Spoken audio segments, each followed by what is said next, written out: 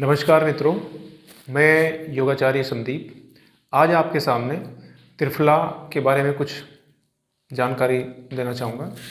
तो जैसा कि लास्ट वीडियो में मैंने आपको बताया था कि त्रिफला को कैसे बनाना चाहिए और कितने समय में उसको लेना चाहिए, यानी कि कितने दिन के बाद वो एक्सपायर हो जाता है। ये सब चीज़ें मैंने आपको बताई थी, लेकिन फिर भी मैं बता देता हूँ कि जो त्रिफला है 3 फल वाला, यानी कि इसके अंदर हर्रा, बेड़ा और आंवला 3 चीज़ें होती हैं और इनका अनुपात 1, 2 और 4 का अनुपात होती है, यानी कि 1 हर्रा, 2 बेड़ा और 4 आंवला। ये अनुपात इसका रखना है हमें।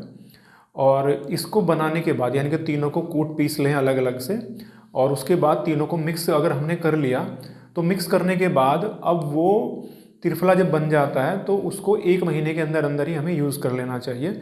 यानी कि 1 महीने के बाद वो फिर एक्सपायर हो जाता है, वो उतना कारगर नहीं होता जितना उसके बारे में जितने हमने उसके गुण पढ़े हैं। तो इसीलिए आप मार्केट से जो हमें मिलता है वो 1 महीने बाद वाला मिलता है और इसीलिए उसका विशेष लाभ उतना नहीं हो पाता। तो आज मैं आपको बताना चाहूँगा कि इसको लेना कैसे है। अभी देखिए, जैसे हमारा जो भारतवर्ष है, भारतवर्ष के अंदर पूरे साल के अंदर जो मौसम है वो अलग अलग बदलता रहता है 2-2 महीने के बाद। तो हमारे ऋषि मुनियों ने उसे ऋतुओं में बदला है, यानी कि पूरे साल को 6 ऋतुओं में उन्होंने विभाजित किया है। तो अगर हम ऋतुओं का क्रम देखें तो जैसे अगर हम ग्रीष्म ऋतु से स्टार्ट करें तो पहली ग्रीष्म ऋतु है, दूसरी वर्षा ऋतु है, शरद ऋतु है, हेमंत ऋतु है, उसके बाद शिशिर ऋतु आती है, फिर बसंत ऋतु आती है। तो इन छः ऋतु ये 2-2 महीने की ऋतु होती है। तो इसमें हम कैसे लें वो मैं आपको आज बताऊंगा।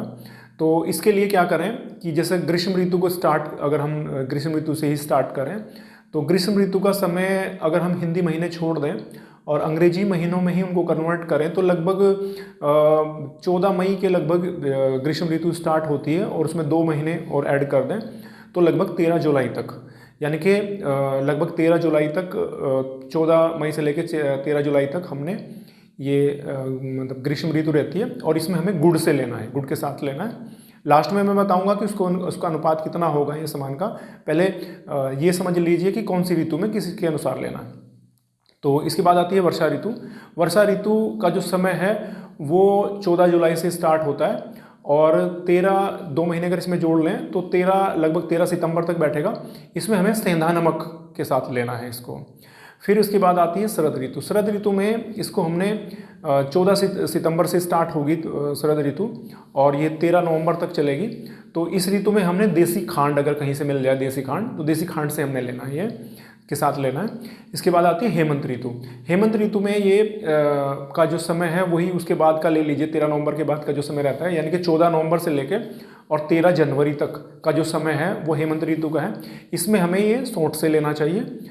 और इसके बाद आती है शिशिर ऋतु। तो शिशिर में का जो समय है, शिशिर का समय रहेगा वो 13 जनवरी के बाद का, यानी कि 14 जनवरी से लेके और 13 मार्च तक, 14 जनवरी से लेकर 13 मार्च तक का जो समय है, इस दौरान हम इसको छोटी पीपल से लेना चाहिए। छोटी पीपल होती है, उसका चूर्ण बना के, चूर्ण करके उसके साथ लेना है। और एक लास्ट ऋतु बच रही है हमारी बसंत ऋतु।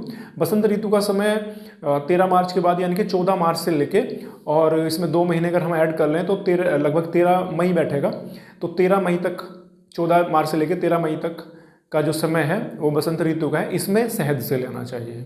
अब जैसे जैसे मैंने आपको इस सभी 6 ऋतु के लिए 6 सामान आपको बताए हैं, जैसे पहला गुड़ बताया, फिर सेंधा नमक बताया, देसी खांड बताया, या सौंठ बताया, या छोटी पीपल बताया, या शहद बताया, इनका जो अनुपात है वो 1/4 रखना है हमने। जितना त्रिफला लेना है उसका 1/4 हमने ये सब चीज़ें मिलानी है अलग अलग ऋतु के अनुसार। तो और त्रिफला कितना लेना है? बड़े लोगों को 1-1 चम्मच, या तो सुबह शाम भी स्टार्ट कर सकते हैं, या एक समय लें। शुरुआत जब स्टार्ट करें तो एक समय से स्टार्ट करें, यानी कि मॉर्निंग में ले सकते हैं या फिर इवनिंग में ले सकते हैं। तो उसमें अगर 1 चम्मच आप ले रहे हैं तो 1 चम्मच में 1/4 चम्मच आपको उस पर्टिकुलर सामान की मिलानी है जिसमें जो उस ऋतु के अनुसार मैंने बताया था। जैसे ग्रीष्म ऋतु में मैंने बताया था कि उसको गुड़ के साथ लेना है। तो जब ग्रीष्म ऋतु रहेगी जब तक 2 महीने तक, तो उस दौरान आपको त्रिफला को 1 चम्मच त्रिफला में लगभग 1/4 चम्मच आपको गुड़ मिला लेना है, पहले से ही मिक्स कर लेना है और तब उसको लेना है पानी से। तो ऐसे ही फिर जब दूसरी ऋतु आएगी तो उसमें सेंधा नमक से लेना है, सेंधा नमक भी 1/4 मिलाना है 1 चम्मच में, बड़ों के लिए 1-1 चम्मच और छोटे बच्चों के लिए आधा-आधा चम्मच। तो मैं समझता हूँ कि ये जानकारी आपको आपके लिए बहुत ही ज़्यादा ज़रूरी है। अगर आप त्रिफला का यूज़ कर रहे हैं तो इसका यूज़ करिए।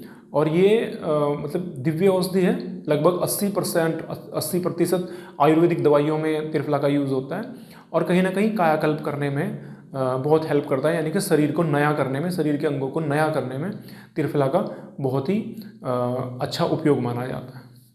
नमस्कार।